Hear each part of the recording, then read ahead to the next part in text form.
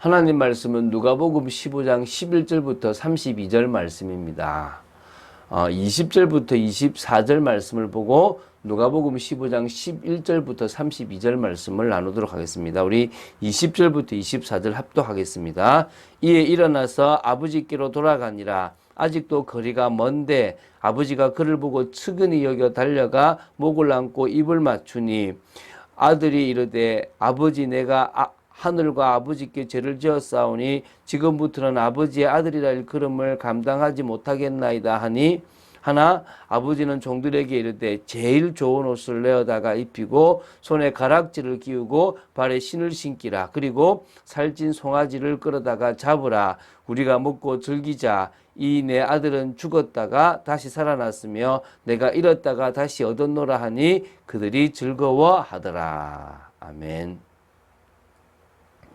자, 우리 유명한 말씀입니다. 바로 탕자 비유에 대해서 지금부터 이제 봅니다. 사실 탕자 비유라고 하기보다는요, 이 누가복음 15장에 세 가지 비유가 나오는데 다 어떤 주제가 있냐 그러면 이런 것의 회복이라는 주제가 있습니다. 이런 양, 또 누구죠? 이런 드라크마, 또 이런 아들. 그래서 그런 의미에서는 탕자 비유라기보다는 이런 아들의 비유라고 말하는 게 더 낫지 않겠나라는 생각을 합니다. 그게 더 이런 아들을 찾았다라는 개념이 될 수 있으니까요. 그죠? 그렇게 생각하시고 보시면 좋을 것 같고요.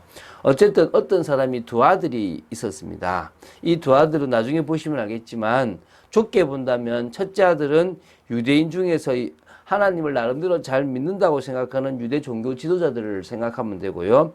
둘째 아들은 죄를 지은 세리나 죄인들로 보면 됩니다. 그럼 좀 넓게 본다면, 확대해서 본다면 첫째 아들은 유대인으로 보면 되고요. 둘째 아들은 이방인을 상징한다고 보시면 됩니다. 그렇게 이제 하나님은 죄인들을 찾고 어찌 보면 이방인들을 찾으신다고 보시면 되겠죠. 그죠? 자, 어쨌든 자 보겠습니다. 12절부터 16절까지를 보면요. 이런 이야기입니다. 둘째 아들이 아주 나쁜 생각을 합니다. 어떤 생각이냐면 아버지가 돌아가시면 당연히 자기가 받게 될 그 분깃을 살아 계시는 동안에 달라고 이제 요구를 하는 겁니다. 재산을 달라고 하는 거죠. 그러니까 여기서 이제 유대 상속법이 있지 않습니까? 유대 상속법. 유대 상속법은 신명기 21장 17절에 나옵니다. 아버지가 사망할 때, 첫째 아들에게는, 이렇게 뭡니까? 재산의 2배를 받도록 규정하고 있고, 그러면 그 재산의 1배 삭심하면 3분의 2는 그 맏아들, 그러니까 첫째 아들한테 가고 둘째 아들은 3분의 1을 가지게 되는데요. 살아 있을 경우에는 살아 있을 경우에는 더 작아져 가지고 뭐 학자들의 추정에 의하면 한 9분의 1 정도. 그러니까 아버지 재산의 3분의 1은 아버지가 돌아가시면 받는다면 살아 계실 때 받는 그 돈은 9분의 1일 수 있습니다. 뭐 9분의 1이든 3분의 1이든 어느 정도의 재산을 받아 가지고 이제 어떻게 합니까? 가는 겁니다. 왜 받습니까? 자신의 인생, 자신이 하고 싶은 원하는 욕구의 삶을 살아가는 거죠. 죄의 삶을 살아가고 싶어서 받았다라고 생각하시면 되겠죠. 그죠? 그래서 이제 그것을 다 팔아가지고 정리해서 먼 나라로 갑니다. 먼 나라로 가자마자 허랑방탕하게 재산을 낭비하는데 다 없어져 버렸어요. 그런데 그때 마침 흉년까지 들어가지고 완전 궁핍한 삶을 살게 됩니다. 또 그 나라 백성 중 한 사람에게 붙어 살면서 돼지를 키우게 되는데요. 돼지를 치는데 돼지가 먹는 쥐염 열매도 너무 귀해가지고 자신한테 주지 못해서 그걸로도 배를 채우지 못할 만큼 힘든 삶을 사는 겁니다. 자, 그럼 여기서 또 쥐염 열매를 한번 보면 좋겠죠. 쥐염 열매는 작은 뿔처럼 생겼다고 해서 염소뿔나무 열매라고 부르기도 하는데요. 동부 지중해 연안에서 볼 수 있는 상록 교목인 구죽콩나무의 열매를 가리킨다고 합니다. 보통 8에서 30cm 정도의 꼬투리가 맺히는데 그 안에 5개에서 15개 열매가 들어있다고 합니다. 이 젤라틴 성분이 함유되어 있기 때문에 약간 다른데요.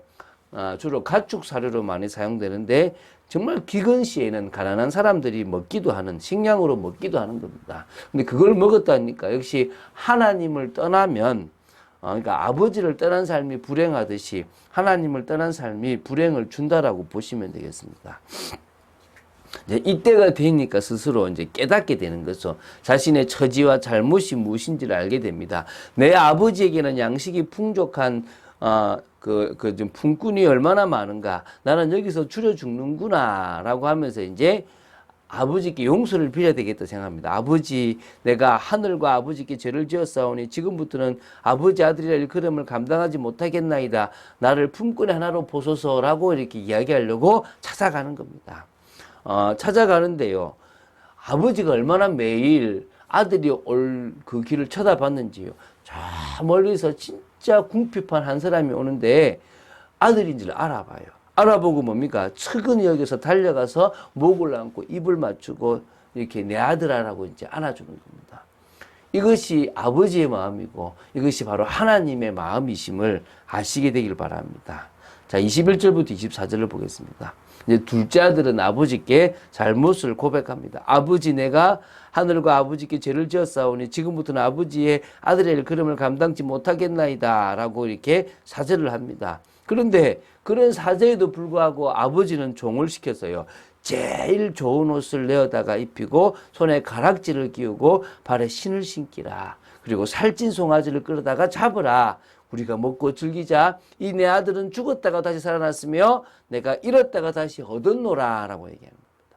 아버지의 마음이 느껴집니까? 우리가 죄의 인생을 살아가고 실패의 인생을 살아갔는데 다시 우리가 실패 인생을 살고 돌아왔던 그때에 아버지는 받아줍니다. 정말 종들도 같이 그 둘째 아들 때문에 즐거워하게 되는 거죠. 자, 25절부터 32절을 보겠습니다. 자, 이 비유가 이렇게 끝이 나는 게 아니고요. 또 하나의 창자와 같은 또 하나의 하나님의 마음을, 아버지의 마음을 모르는 아들이 있습니다. 누굽니까? 바로 큰아들입니다. 바로 맏아들이라 그러죠. 이런 양의 비유나 이런 드라크마의 비유가 바리새인과 서기관들에게 주어진 것을 감안해 볼 때 이런 아들의 비유의 이 후반부에 등장하는 큰아들은 바로 이 맏아들이죠. 이 맏아들은 이 바리새인과 서기관들을 상징한다고 보시면 되겠죠. 둘째 아들이 먼 나라로부터 집에 와서 막 잔치를 벌이고 있는 동안에 맏아들은 밖에 나가서 이제 지금 일을 합니다. 밭에서. 그리고 이제 잔치가 벌어질 때 이제 일을 마치고 돌아오는데 너무 시끄러워요. 막 악풍악도 들리고 춤춘 소리 들려가지고 종을 불러서 무슨 일인지 물어보니까 이게 이제 유산을 물려받고 나갔던 둘째 아들이 돌아왔다는 거죠. 살찐 송아지를 잡고 잔치를 벌인다고 하는 겁니다. 이때 이제 맏아들이 불평을 하는 겁니다. 내가 여러 해 아버지를 섬겨 명을 어김이 없거늘 내게는 염소 새끼라도 주어 나와 내 벗으로 즐기게 하신 일이 없더니 아버지의 살림을 장녀들과 함께 삼켜버린 이 아들이 돌아오매 이를 위하여 살찐 송아지를 잡으셨나이다 라고 하면서 이제 불평하는 거죠. 그러니까 자신은 아버지의 품속에서 아버지가 주는 은혜, 아버지의 모든 것을 누리는 그 기쁨이 얼마나 큰지 모르고 정말 이 기쁨을 모르고 가서 고생하는 둘째 아들에 대한 자기 동생에 대한 그 연민의 마음이 없는 겁니다. 우리 보면 교인들이 성도들이 이런 마음이 없다면 안타까운 거겠죠. 아버지 하나님의 마음을 알아야 될 거지 않겠습니까? 너는 항상 나와 함께 있으니 내 것이 다 네 것이로되 이 내 동생은 죽었다가 살아나시며 내가 잃었다가 얻었기로 우리가 즐거워하고 기뻐하는 것이 마땅하지 않냐? 할렐루야. 우리가 이런 아버지의 마음을 기억해야 될 것입니다. 우리가 오래 믿었던 우리가 어땠든 간에 지금 죄인의 모습으로 고통받는 사람이 예수 믿으려고 한다면 그를 진정으로 도와주고 그가 주님께로 돌아온 것 때문에 기뻐해야 될 우리의 모습 아니겠습니까? 저 죄인이 돌아옵니까? 말이 됩니까? 라고 이런 모습이 아니어야 될 줄로 생각합니다. 우리 참빛교회는 주님이 인정하시는 교회로 서 나가려고 합니다. 바로 안디옥 교회 같은 축복을 누리기를 원하는 겁니다. 성경적 교회의 그런 정말 기본을 갖추고 또 복음의 말씀이 풍성하게 선포되는 그러면서도 다양한 사역이 모든 성도들을 중심으로 일어나는 그런 교회가 되어야 되지 않겠나라는 생각을 합니다.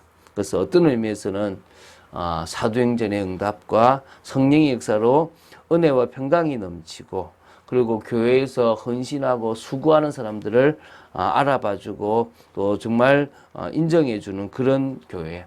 새 가족이 왔을 때 그 새 가족이 편안하면서 힘을 얻고 그리스도의 제자로 세워질 수 있는 그런 교회. 그래서 정말 하나님께서 기뻐하시는 그런 교회. 그래서 진짜 우리가 참빛을 바라고 응답받는 교회로 서야 될 줄로 믿습니다. 하나님을 기쁘시게 하는 일이 우리에게 진정 기쁨임을 알고요. 우리가 생각하는 어떤 내가 잘한다라는 것을 드러내는 그런 일이 아니라 하나님을 정말 기쁘시게 하는 축복된 일을 한 걸음 한 걸음 해나가는 귀한 인생이 되어야 될 줄로 믿습니다.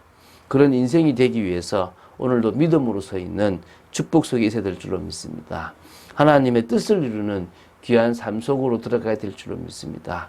그런 응답을 누리고 그런 비밀 속에 있는 여러분 되시기를, 그래서 오늘도 아버지의 마음으로 하나님의 마음으로 사람들을 만나고 우리에게 맡겨진 일을 감당하는 여러분 되시기를 주 예수 그리스도 이름으로 축원드립니다.